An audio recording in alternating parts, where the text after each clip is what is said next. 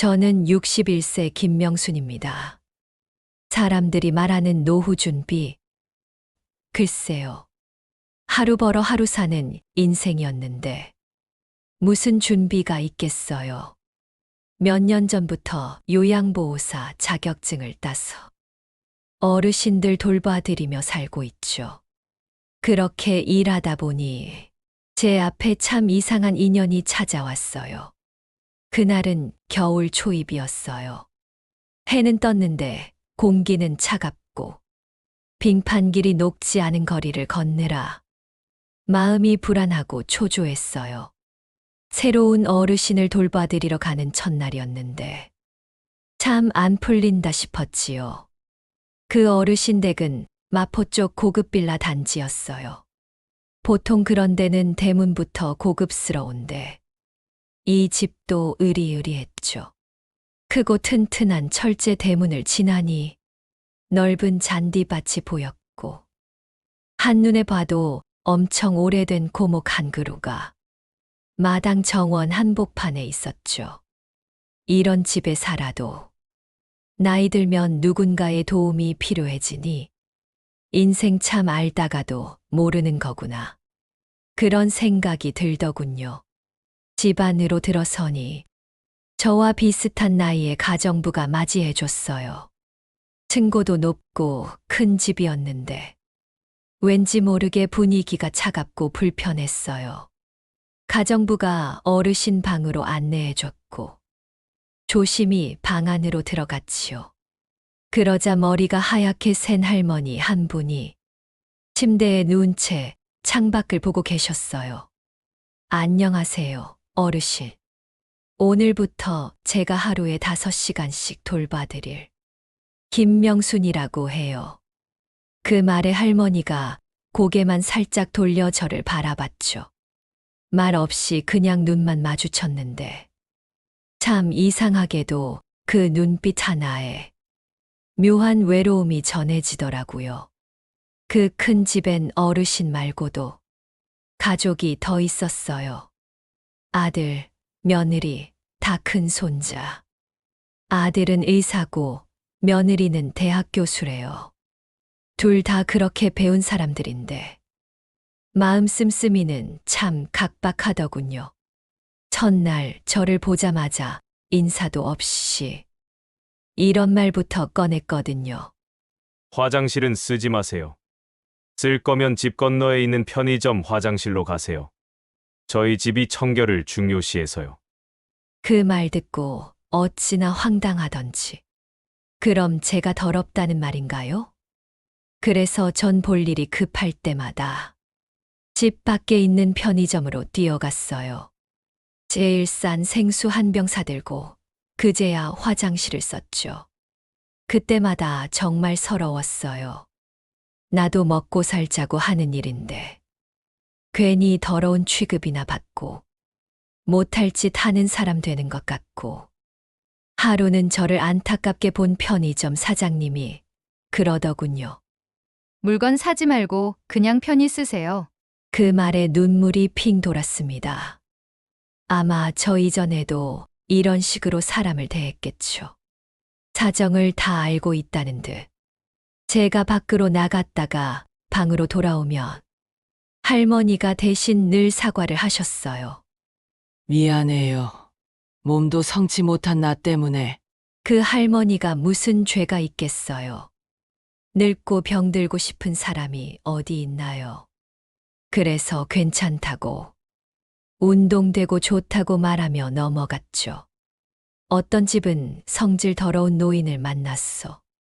곤욕을 치른 적도 있었는데 이 정도면 그냥 내가 좀 고생하자 싶었어요.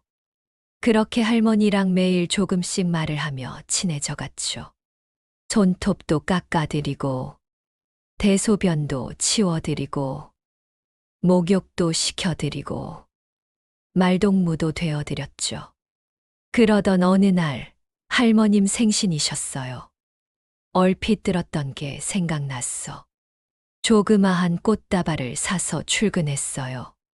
할머니, 생신 축하드려요.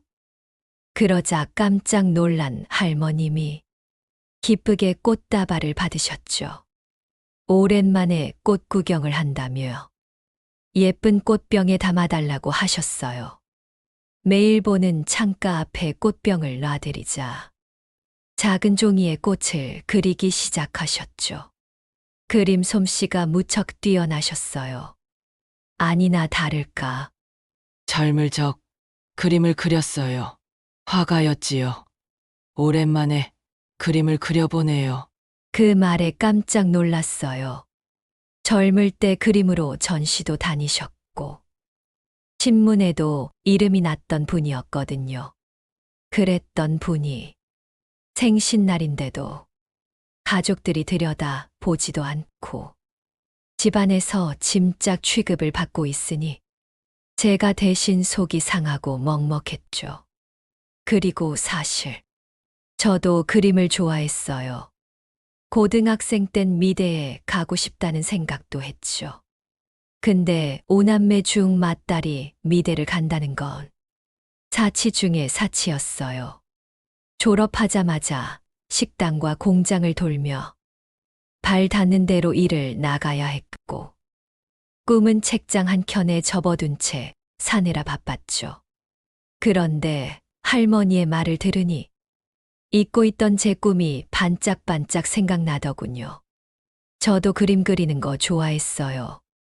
할머니에게 말하니 눈빛에 생기가 도시더라고요. 명순 씨, 그럼 내 얼굴 그려줄래요? 그렇게 시작된 그림 시간. 할머니는 저를, 저는 할머니를, 서로를 그려주기로 했죠.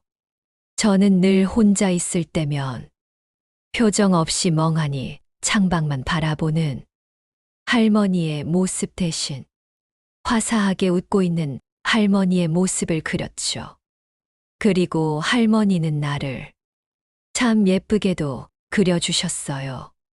주름도 하나 없고 눈망울도 반짝이는 마치 20대 청춘의 내 모습처럼 그 그림을 바라보고 있자 이러시더군요. 난 지금도 명순 씨가 이렇게 보여요. 그 말에 가슴이 뜨거워졌어요. 살아온 세월이 생각나 눈시울이 뜨거워지더군요. 고맙습니다. 그리고 초상화를 가져와 제 방에 소중히 걸어놨죠. 제가 할 수 있는 건 더 열심히 할머니를 돌봐드리는 거였죠. 그렇게 겨울이 지나고 봄의 기운이 만연해질 즈음이었죠. 어르신의 몸 상태가 점점 나빠졌어요. 말수도 줄고 입맛도 잃으시고 하루 종일 눈 감고 누워만 계시는 날이 많아졌어요.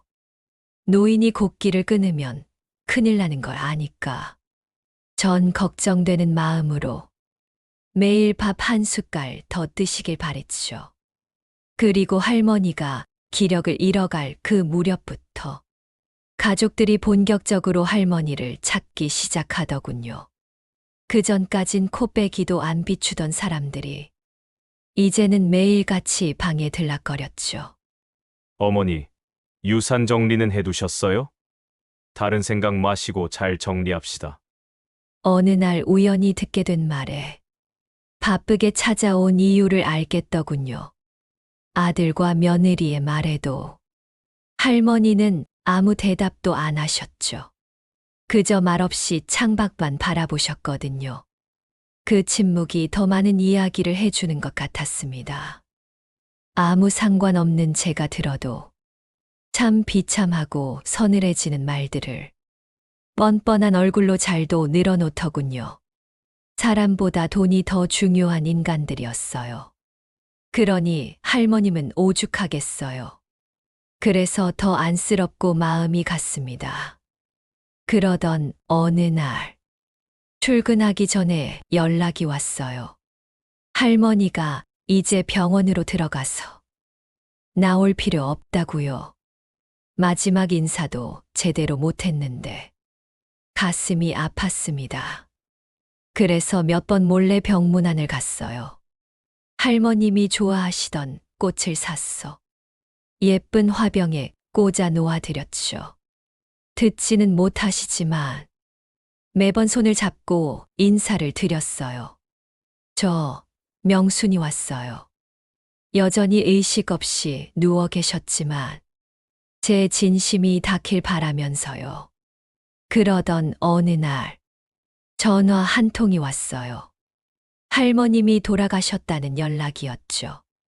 그래서 조용히 조문을 다녀왔습니다. 제 그림 속 할머니 모습처럼 고요하고 평온하게 가셨길 바라면서요. 다음 생이 있다면 부디 좋은 가족을 만나 행복하게 사시길 바랬죠. 근데 그게 끝이 아니더군요. 며칠 뒤 한 남자가 저를 찾아왔어요. 자신을 공증인이라고 소개하며 서류 봉투를 하나 내밀었습니다. 김명순 씨 맞으시죠? 고인께서 남기신 유언장을 전달하러 왔습니다. 놀란 가슴을 진정시키며 서명을 했고 봉투를 열어보니 유언장이 있었습니다. 내가 가진 유산 10억 원을 김명순 씨에게 남깁니다. 내 마지막을 함께 해준, 진심을 나눠준 고마운 사람에게. 그걸 보고 한참을 울었습니다. 할머니의 진심이 느껴졌거든요. 그날 밤, 저는 할머니가 그려준 제 초상화를 꺼내서 한참을 바라봤어요. 그림 속 저는 주름 하나 없는 밝고 생기 넘치는 얼굴로 웃고 있었죠. 그러자 어디서 할머니 목소리가 들려왔어요. 여전히 그렇게 빛나고 있단다, 명순 씨.